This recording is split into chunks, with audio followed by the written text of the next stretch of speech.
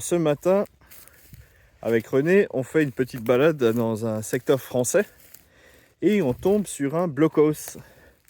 Donc cet abri bétonné, on voit qu'il a ici une grande ouverture qui est une fenêtre de tir, probablement pour mitrailleuse. Donc le secteur ici a été français dès la fin de 1914. Il y a eu des gros combats d'ailleurs fin 1914. Et lorsque les lignes se sont stabilisées, les Allemands étaient beaucoup plus loin dans cette direction. On est quasiment à 1 kilomètre déjà des lignes allemandes ici. Quand on passe derrière, on voit que il a pas mal souffert. On devine qu'il a été dynamité à une époque. On suppose que sa destruction a eu lieu vers la fin de la Seconde Guerre mondiale, parce que dans le secteur, on a trouvé des traces de combat de la libération. Le fameux étui. On pourrait penser que c'est du Moser, mais c'est plus court que du Moser. Alors, on va aller jeter un coup d'œil à l'intérieur.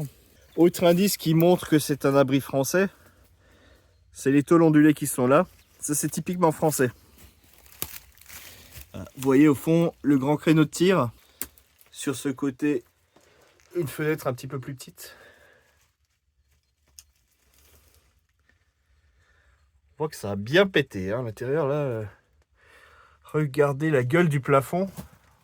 Oh là là. Il est déchiqueté, les tôles sont déchiquetées. Par endroits, on trouve même encore des éclats dedans. C'est un gruyère.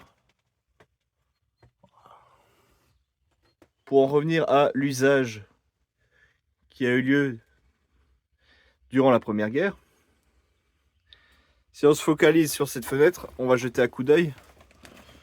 On est en direction des pentes. Comme je vous disais, on est à plusieurs centaines de mètres des lignes allemandes. Hein. Il y a... Avant ça, là, on n'est pas dans les premières lignes françaises, on est plutôt dans les deuxièmes. Mais c'est pas courant de voir du béton chez les Français. Du béton armé.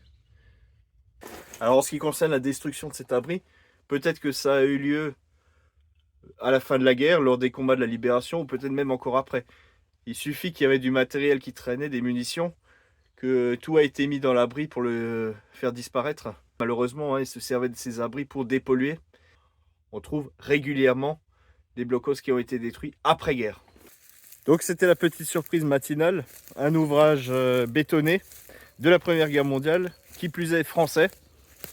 Comme je vous l'ai dit, c'est relativement rare de trouver des vestiges en béton côté français, donc voilà, on en profite. C'était l'occasion de vous en montrer. Et on va voir ce que la suite nous amènera.